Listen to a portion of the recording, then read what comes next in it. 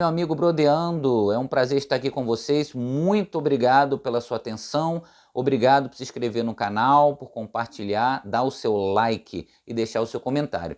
Bom, nós estamos no segundo vídeo da série Marxismo Cultural, a sabotagem da verdade. No primeiro vídeo nós contextualizamos o nascimento do pai intelectual do comunismo, Karl Marx, sua parceria de engenharia social com Engels, onde eles produziram um livreto chamado Manifesto Comunista, e esse Manifesto Comunista continha as ideias básicas do comunismo a tal ponto de chegar na Rússia e ser lido por Lenin, e esse advogado russo intelectual quis colocar uma revolução do proletariado, só que, ironicamente, a Rússia não tinha contingência de proletariado ao ponto de se justificar uma revolução do proletariado, mas na verdade a intenção dele era tomar o poder. Então esse grupo intelectual que formou o Partido Comunista, liderado por Lenin, em 1917 assume o poder e então empreende a Revolução Comunista.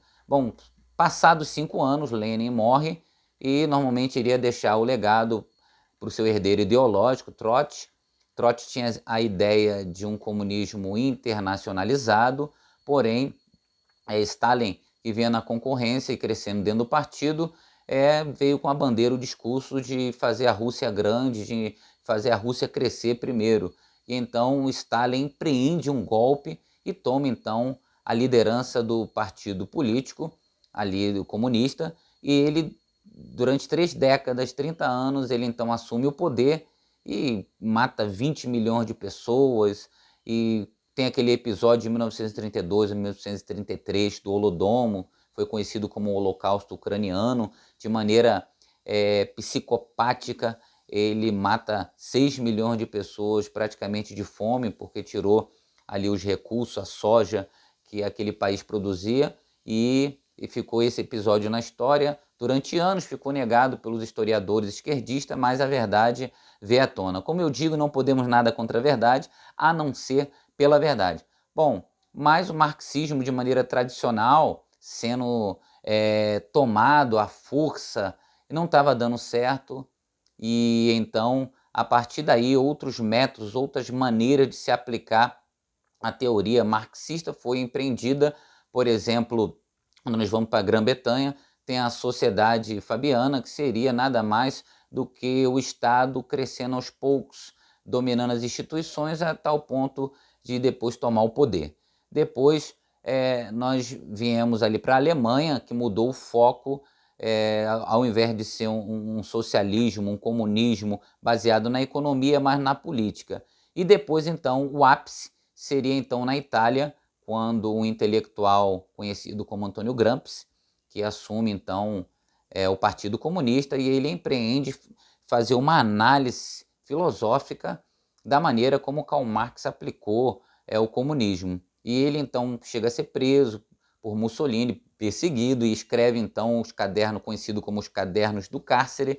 E então, nesses Cadernos do Cárcere, ele então empreende que a base piramidal que Marx falava da sociedade estava equivocada. A base não seria uma base econômica, mas seria uma base cultural, uma base de valores. Ou seja, o que dita o comportamento de uma sociedade não é necessariamente a sua economia e nem a sua história em si, mas são os valores, os princípios prezados por aquela sociedade que faz com que a pessoa tenha um determinado comportamento. E a partir daí ele analisou que a sociedade ocidental foi fundada ou influenciada pelos valores judaicos cristãos, e ele empreende então mudar esses valores. Bom, mudar de que maneira?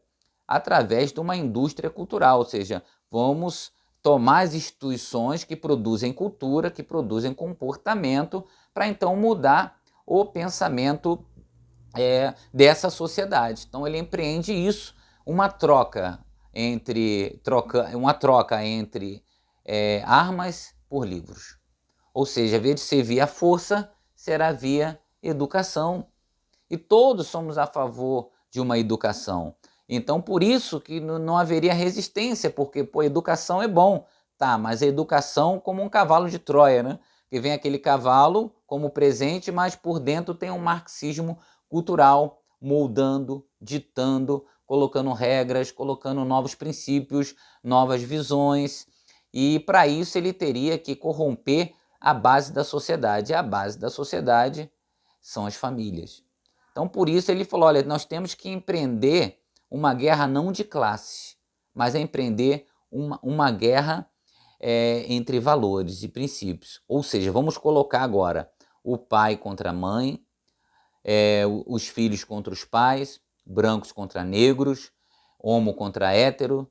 Então eles começaram a empreender essas pseudas ou pequenas guerras, criando essas pequenas guerras de narrativas, essas pequenas guerras entre esses pares para justamente causar um desmoronamento da cultura judaico-cristã.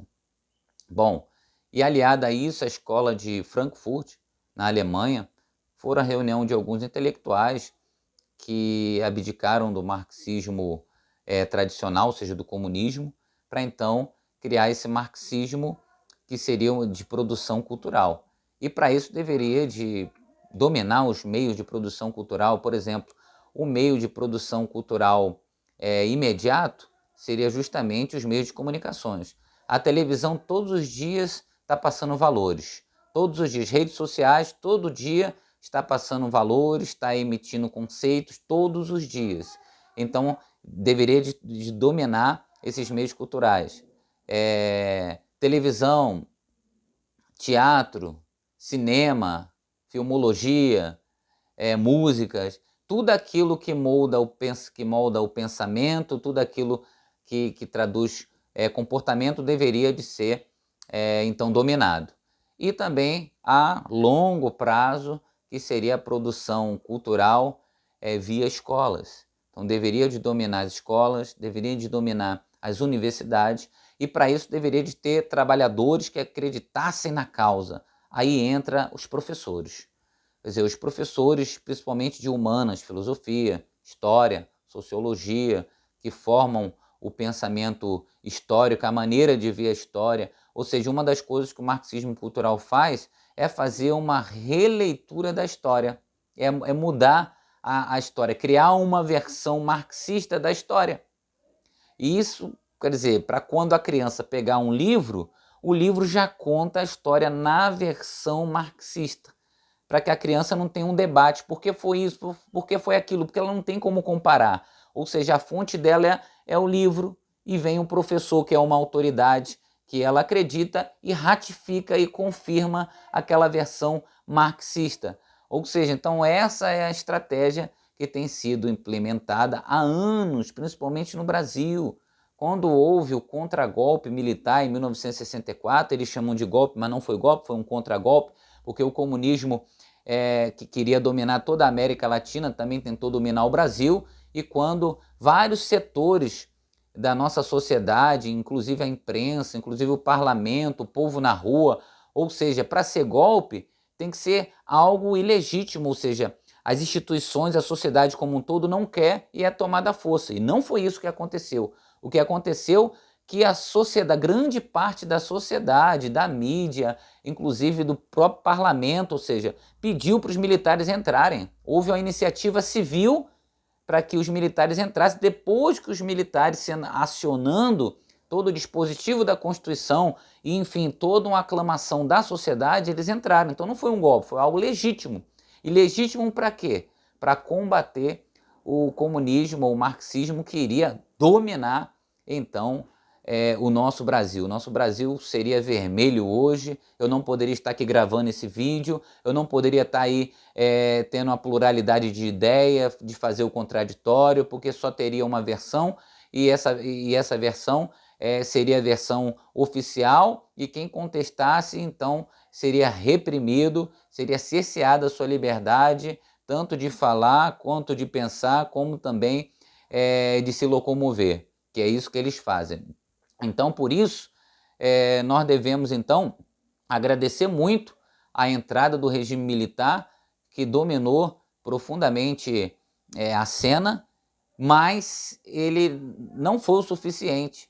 As universidades continuaram produzindo professores esquerdistas, os meios de comunicações continuaram com viés esquerdista, a tal ponto das nossas instituições atualmente estarem todas dominadas pelo marxismo. As novelas, os desenhos, os livros. Você entra numa livraria, 90 a 95% dos livros são livros esquerdistas. E para encontrar livros conservadores, você até encontra em algumas livrarias e bem colocados num local bem escondido.